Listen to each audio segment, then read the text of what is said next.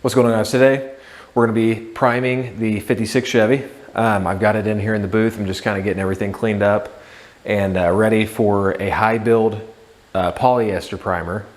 So as you can see down the side of this car, I have skim coated nearly the entire thing. I do think the smoothest part of this car was probably the roof, but everything else I had to skim coat everything and sand numerous times. So but finally we're in here and we're going to be able to get a good coat of some polyester filler. I'll go over the products that we're going to be using and everything like that.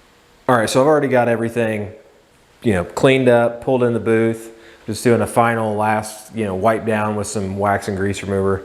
But we've got everything masked off that we're going to need masked off, and because this stuff's not going to have a whole lot of overspray. Some of you watching are familiar with these terms, some aren't, but it's asking for a 2.0 to a 2.5 tip. So it comes out extremely thick, and even with the 2.0, it still kind of clogs the gun sometimes. So this stuff is very thick, but I personally like spraying it with a 2.0. So as you can see, this car had so much stuff going on, and a lot of people will tell you that, if you're just slapping on a bunch of body filler, they almost critique it like it's a bad thing. But I've got news for you. For a car to look really, really good, it's going to need body filler on it. If you have a show level car, I don't care who did the work, there's body filler of some type on there, whether it's just the thin, skim coat, or, some people have to use a little bit more depending on how rough the car was. I would say, in my own personal opinion, this car was fairly rough. I tried to, straighten out as much stuff as I can with hammer and dolly, or other dent removal techniques like, a stud welder and using a hammer slide puller, that type of stuff. And that got a lot of the stuff out of there, but it's inevitable. The body's never going to be perfect. So if you're scared by looking at this and thinking, oh my goodness, look how much body filler he just put on there, this is how it's done. For you to get that perfectly straight finish that we're trying to go for here, you have to do some body filler of some sort. So don't listen to all the stuff that you read about how, they saw this restoration and it had zero body filler on it. That's not how it's done. All right, so what we're using to prime this car is Optex Super Build 4-to-1 by EverCoat. So obviously it's a 4-to-1, and like I said, it's a polyester primer. So an Optex, that only just means that it's got the guide coat built into it. So it sprays on pink.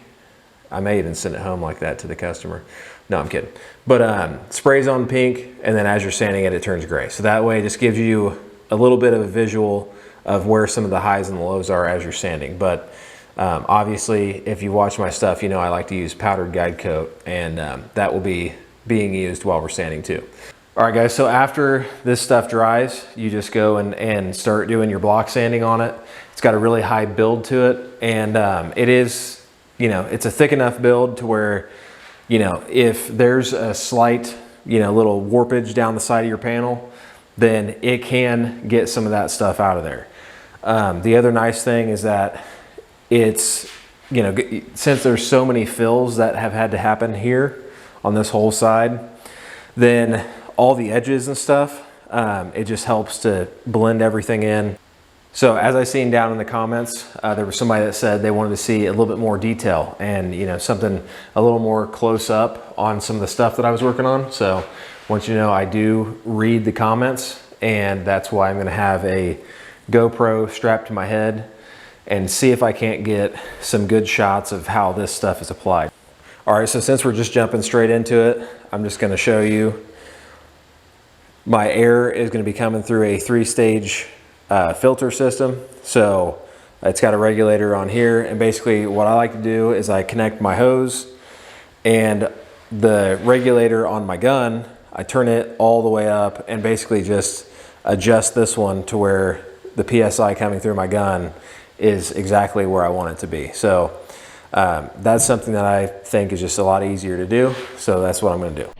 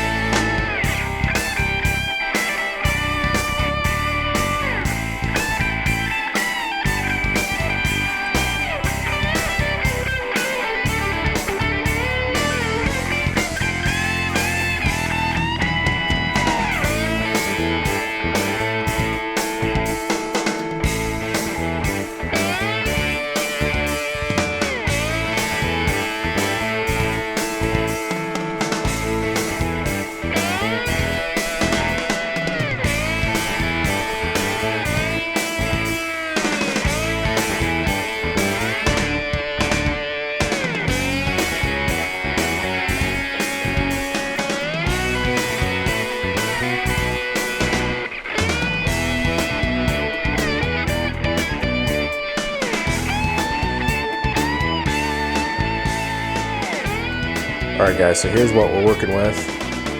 Wanted to point out a couple things while I'm showing you guys the car after it's been primed. You're gonna see this tiger stripe type stuff on the hood. I don't know if it's showing up on camera. There you go. All these stripes. Don't worry about that. I remember the first time that I used any kind of primer and I saw those stripes, I was like freaking out. I'm like, oh my gosh. But it's literally just the way it sets up and dries, and this stuff dries so quickly and it sprays so thick that it does not matter. The tiger stripe looking stuff, you're gonna sand through it anyways. It does not matter one single bit. So basically what I did was 2 coats on, you know, all these areas that aren't gonna be, you know, exposed to the outside, and then on your quarter panels, the doors, stuff like that. I went ahead and put 3 coats on there. That way it gives me a lot more to sand through. Another thing I wanted to point out is on this PPS cup, this is the lid that goes on there and screws onto the paint gun. There's a screen right there. And obviously with how fine that little screen is and how thick this primer is, it's best just to remove that screen. If not, it's gonna get clogged up and you're not gonna have any paint to your gun like you're needing. So you can actually just take a pocket knife and just kind of put a slit in it, grab a hold of that slit and just pull it right off of there. It'll completely pop off. From here, you would just go and start block sanding the whole car down again. So I like to use the Durablocks at this phase when it's, you know, down to some of the finer grits. I do like to go up to the acrylic style blocks. So they're just a little bit harder and they don't have as much flex to them like the Durablocks do. But I've got some other videos out there about block sanding and stuff like that. So, but yeah, I would start at 180 from this phase and just kind of work my way down to, you know, probably about 400. I like to use primer sealers. So, all right guys, I got a lot of sanding to do. So I'm gonna get busy and then I'll make sure that I upload another video on when it's going in for paint. Obviously that's one of my favorite parts. So you'll see that coming up very soon. Thanks for watching and I'll catch you guys in the next one.